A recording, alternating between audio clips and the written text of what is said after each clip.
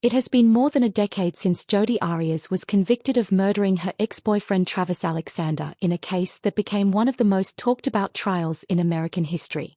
People continue to ask where she is now, what she is doing in prison, and whether she is trying to appeal her conviction again. In this video we break down everything publicly known about Jodi Arias as of 2024 and 2025, including her prison life, her artwork sales, her online writing, and her current legal status.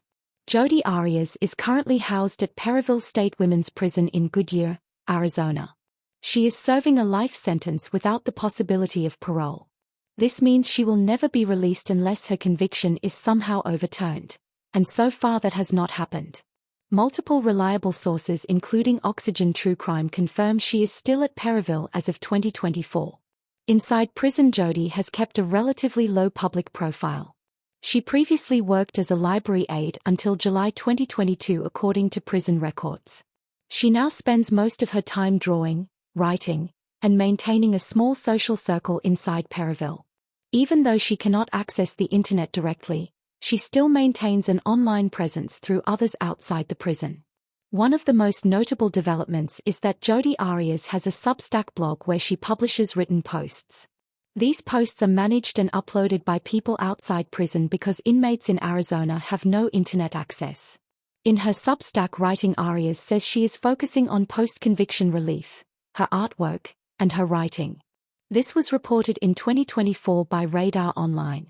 Some of her posts are free to read, while others are behind a paid subscription. Jodi Arias is also known for selling artwork from prison. She produces drawings and paintings which are then sold through third parties or supporters online. The Independent reported in 2024 that some of her artwork has sold for up to $2,500 per piece. There has been controversy around this because critics argue she is benefiting from crime notoriety. However, Arizona law allows inmates to sell artwork as long as it is not directly tied to the crime itself. Arias has said in the past that proceeds go toward her legal costs. ABC News has previously reported that prisons cannot always verify whether the art is truly created by the inmate, but there is no law preventing her from selling pieces attributed to her. One of the biggest questions is whether Jodi Arias is trying to appeal again. No new appeal has been officially accepted by the courts, but Arias has publicly stated that she is focusing on post-conviction relief. Post-conviction relief is different from a regular appeal. It focuses on claiming constitutional violations, new evidence, ineffective assistance of counsel, or other legal issues. Fox News reported in early 2024 that Arias was signaling a new legal push based on her own written statements. Despite this, no new trial has been granted. Her conviction has not been overturned. No new evidence has been accepted by a court. So while she may be hoping for another legal avenue, nothing major has changed in her case. Interest in Jodi Arias has risen again due to new documentaries and media projects. A new documentary titled Obsessed: Unraveling Jodi Arias is scheduled to release in November 2025.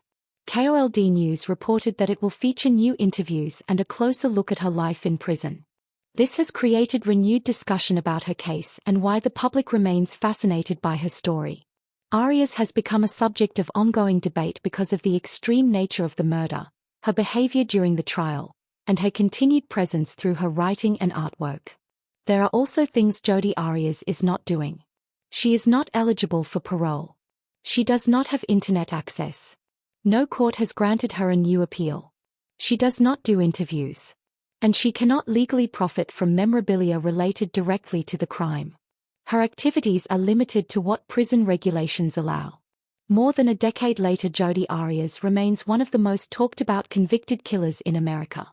From behind prison walls she continues to draw, to write, and to pursue legal options even though her sentence means she will likely remain in Perryville for the rest of her life. As new documentaries and articles resurface her case, the public continues to debate her actions, her personality, her online presence, and her attempts at post-conviction relief. And while Jodi Arias maintains an online platform through her writing and art, Travis Alexander's family continues to live with the loss that sparked one of the most infamous trials of the 21st century. There is also a website called JodiAriasIsInnocent.com, and it has become one of the most active online communities supporting Jodi Arias from outside the prison system. The site describes itself as the #1 support page for Arias, and it presents the belief that she is innocent of the murder she was convicted of.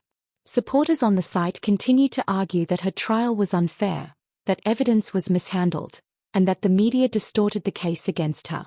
The site regularly posts updates, commentary, and messages from people who believe her conviction should be overturned.